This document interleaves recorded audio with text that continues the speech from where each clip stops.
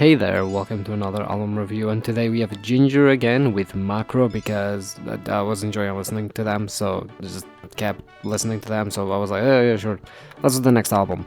Because, I mean, technically King Nothing was the second album, not the first, so this is the third album. Ironically, I was actually looking through Rate Your Music, and as far as I know, there's a EP that came out before this album called Micro, and then the album's called Macro, and I thought that was actually pretty cool, but I did not listen to the EP. I probably should someday, but yes. Now, Macro actually has 9 songs instead of 10, like yesterday, so it's a bit of a shorter album, but honestly, I really love these albums that are just short to the point, you know, they don't fuck around, they don't waste your time, they're just, hey, here's our fucking music, enjoy, right? So, yeah, I just enjoy it. Now, in comparison to yesterday's album, to King of Nothing, or King of Everything, King of Everything. It's King of Everything. Where did I get the King of Nothing from? Anyway, in comparison to yesterday's album was definitely more heavier in terms of energy, rather. It was way more energetic, and it had a lot more melodic sections. This album is far more, genty than yesterday's. It focuses a lot on like the heaviness that Gent has, and at the same time, it's not as energetic from the perspective of you don't have as much energy, like as fast playing of instruments, except for the Prophecy. The Prophecy goes like kind of hard actually, but outside of the Prophecy, most songs are more like on the quote-unquote slower. They're not slow, but compared to yesterday, they're on the slower side. But they're definitely way. It's like more. It's like chaotic, but it's more controlled than yesterday, right? It's definitely everything is way more controlled. Everything is way more organized. Right, so you do have less of a chaotic vibe like you did yesterday, and as a result, it's also like less energetic because it's way more contained, it's way more restricted. Now, with that said, we also have way less melodic sections, which is a shame because I actually did enjoy a lot of them. But we have some, but just not like all of them. But all in all, I actually, first of all, because a few highlights from this album that I was listening to, that I just thought it was a bit weird. Or a bit interesting, I guess. Judgment and Punishment. That song as a melodic part and a heavy part, right? A metal part. The melodic part is raggy, pretty much. It's actually just raggy. Which I was like, oh, okay, that's weird. But I like the attempt at the fusion that they're trying to do. I'm gonna go out on a limb and say that to me didn't work. I mean, it was better than I expected for sure, but at the same time, I don't know if it's necessarily what I would perhaps like to hear, I guess. So there is that. And retrospective actually has some Ukrainian, I think, at the beginning of the song. It's sung in Ukrainian, part of it anyway. I think it's Ukrainian. I think the band is Ukrainian. Like, I would have to. I think they are. From what I remember, they are Ukrainian. Yeah, those two were cool. And then the last song, which is called Lainerapy, which is perennial, but it's written, the other way around. And this song is actually mostly atmospheric, and honestly, the vibe of it was really immaculate.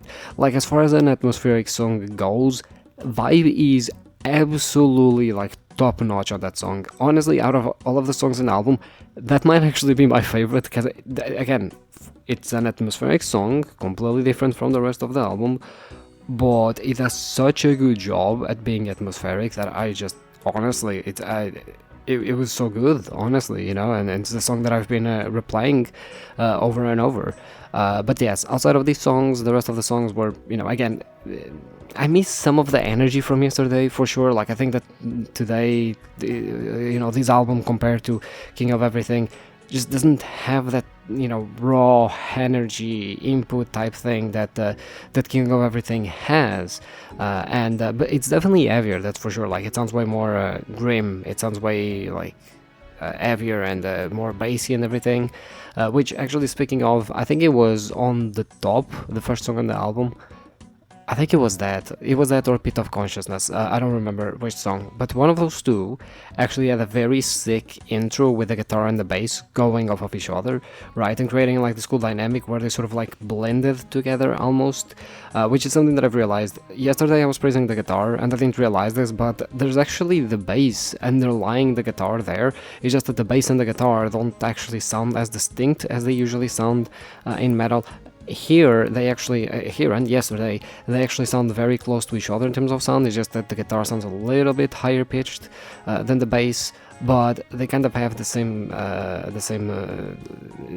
a vibe, but I'm forgetting the word, but they have sort of the same registry, right? Which is why I was kind of confusing the both yesterday. I mean, the guitar still did a phenomenal job, don't get me wrong, but I did sort of confuse both of them yesterday, but still. Yeah, I mean, and in the beginning of one of these songs, essentially they were sort of playing off of each other and blending together and giving it this really cool blend, and I think that actually is a very important part as to why a lot of these songs actually sound very tight.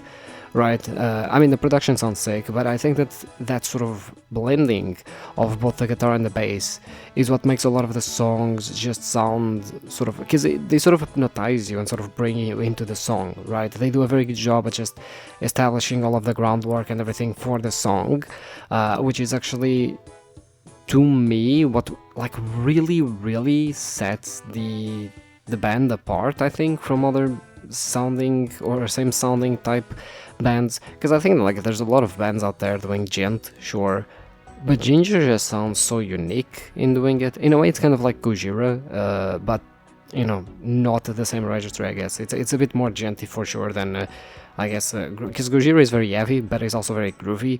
I think Jinjer is more on the, you know, heavy side than groovy, definitely. But yeah, I mean, they do such a good job at just bringing you to the song and making sure that you have that sort of expectation, and it's sort of like they suck you in right away, right? And then obviously the drums and singing just sort of go all in and bring you back, or make sure that you enjoy the song and that you stay interested in it. That's sort of like the dichotomy of sort of everything that's going on. Yeah, unfortunately, when it comes to the vocals, I did not actually see as much diversity as I did yesterday, and I get it. Obviously this album is definitely more focused on it being heavy than it is focused on you know, a lot of the melodies and everything, and that's a bit of a shame, but at the same time I did enjoy how heavy it was. I did enjoy sort of these you know, again, it reminds me a lot of Meshuggah, because Meshuggah kind of were you know, the establishing band that, not necessarily that created djent, but you know, that pretty much brought it to the masses, if not created it, depending on how you want that to go. And yeah, the Jinjer definitely sound like them a lot, but they sound tighter. They sound in a way more interesting. From the perspective, I think Meshuggah is definitely on like the slow side of djent, and this is something that I actually find very interesting. I think oftentimes people tend to think that if you play an instrument fast, the songs also feel fast, but I think that with djent it's very interesting in that a lot of the songs are definitely played faster than, you know, normal, right? Than a lot of, maybe not metal songs, because a lot of metal songs are played fast, but you know, a lot of just more regular pop songs, for example, but they sound very slow, and I think that's because, you know, over like everything is sort of tuned down and everything is more bassy than higher pitched, so it makes everything sound even slower. But I think that, you know, you can pretty much just build a song where you can play a lot of notes but it still feels slow because of how the song is composed, and I think the djent actually relies a lot on that, and I've realized that a lot. And with Jinjer is no different, right? Although Jinjer do feel a little bit faster, because again, they feel a little bit more aggressive, and I think that the singer is definitely a huge part as to why they feel like so aggressive to a degree, because she does a good job at just having such a presence in the song, which I'm very surprised at that, honestly, because usually when it comes to these heavier genres where I don't even understand half of the lyrics they're talking about, which here I actually do, but you know, it's usually like the singing is sort of another instrument on the song, and that's a very interesting dynamic to have in a song. But here is like you get to sort of be both, where the singing is both an instrument in the song that contributes to the rhythm and the atmosphere, but it's also something that stands out, like in regular songs, where, regular metal songs, where you have the lyrics and then you have the instruments, right? And it's sort of like two different things, So yeah, I think that's it that I wanted to say in the album. Oh yeah, like the album art. Once again, it's actually top notch. It's probably like, I love these types of album arts that focus more on space and astronomy type thing, and sort of fantasize about it. They're really cool, and they're amongst my favorites, and I think that actually plays really well into the Perino song, the closer of the album, the atmospheric song. I think they actually vibe very well together. But yeah, I think that's it for today's review. As far as my vibe meter, honestly, I was feeling like, today I'm feeling like a 7, so I'm gonna give it a 7. 7 out of 10, I think it's fair. It's not bad, it's not a bad album for sure. So yeah, 7 out of 10, and I'll see you tomorrow with another album.